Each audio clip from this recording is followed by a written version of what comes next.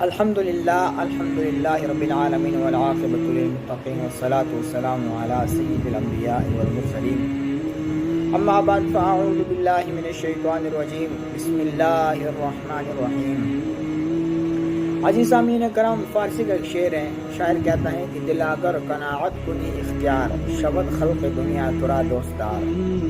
کہ اے دل اگر تو قناعت اختیار کرے گا تو کل دنیا تمہاری دوست بن جائے گی۔ عزیزان کرام، اللہ تبارک و تعالیٰ نے ہر انسان کو حسب توفیق مال بخشا ہے۔ اللہ تبارک و تعالیٰ نے اس دنیا کو بقدر افت بنایا ہے، کسی کو امیر بنایا، کسی کو غریب بنایا، کسی کو زیادہ مال دیا، کسی کو کم مال دیا، لیکن اس کا ہرگز یہ مطلب نہیں کہ اگر اللہ تبارک و تعالیٰ نے ہمیں کم مال سے نوازا ہے تو ہم اللہ کی بارگاہ میں اللہ کے بندوں پر خرچ کرنا چھوڑ دیں، نہیں، بلکہ ہمیں ہر حال میں اللہ تبارک و تعالیٰ کے مخلوق پر خرچ کرنا چاہیے، چاہے ہمارے پاس کتنے ہی مال و دولت کیوں نہ ہو، چاہے ہمارے پاس بہت ہی کم مال و دولت کیوں نہ ہو۔ عزیز سامعین کرام، ایک مزاحیہ لطیفہ جو انتہائی سبق آموز ہے آپ کے گوش و گزار کرنا چاہوں گا کہ ایک فقیر کسی امیر کے دروازے پر گیا اور اس نے دروازہ کھٹکھٹایا، اس نے خیرات مانگی کہ بھائی اللہ کے نام پہ کچھ دو۔ اس نے اپنا کچکول، اپنا پیالہ اس کے سامنے کیا تو وہ جو امیر زادہ تھا، جس کی کوٹھی بہت بڑی کوٹھی تھی، بہت بڑا دروازہ لگا ہوا تھا، اس نے فقیر کے کاسے میں، فقیر کے کچکول میں چند سکے یا چند روٹیاں یا چند سے مال و دولت ڈال دیے،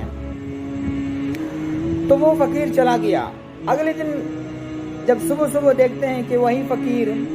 ایک کئی یا ایک بیلچہ لے کر آیا ہے اور اس امیر زادے کا جو دروازہ ہے اس کو اکھاڑ رہا ہے، زمین سے اکھاڑ رہا ہے اس کو۔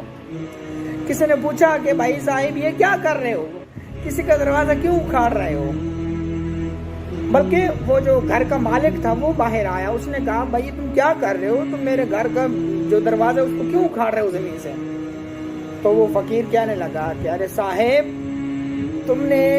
دروازہ اتنا بڑا رکھا ہے اور تم سخاوت اتنی تھوڑی سی کرتے ہو۔ تو سامعین کرام، اس مختصر سی کہانی سے، اس مختصر سی سٹوری سے ہمیں یہ معلوم ہوا کہ اللہ تبارک و تعالیٰ اگر ہمیں مال و دولت سے نوازے تو ہمیں اللہ کی بارگاہ میں کھل کر خرچ کرنا چاہیے۔ یہ نہیں کہ اللہ تبارک و تعالیٰ نے اگر ہمیں مال و دولت سے زیادہ نوازا تو ہم اپنے پیسوں پر سانپ کی طرف بیٹھ جائیں اور اللہ کی بارگاہ میں خرچ نہ کریں اور اللہ کے بندوں پر خرچ نہ کریں۔ ایسا نہیں کرنا چاہیے، کیونکہ وہ رب کریم عطا کرنے والا بھی ہے اور لینے والا بھی ہے۔ جس طرح میرے رب نے اس شخص کو عطا کیا ہے اسی طرح وہ میرے رب اسے لے بھی سکتا ہے۔ تو عزیزان من، اللہ کے بارگاہ میں، اللہ کی راہ میں جتنا ہو سکے اللہ کی راہ میں خرچ کیا کریں۔ یقین مانیں کہ آپ اللہ کی راہ میں خرچ کریں گے تو آپ کے مال میں کبھی بھی کمی نہیں آئے گی، بلکہ آپ کے مال میں ہمیشہ سے اضافہ ہوتا رہے گا۔ اللہ تبارک و تعالیٰ سے دعا ہے کہ ہمیں ہمیشہ اللہ کے بارگاہ میں اللہ کے بندوں پر اپنا مال و دولت زیادہ سے زیادہ خرچ کرنے کی توفیق عطا فرمائے۔ وما علینا الا البلاغ المبین۔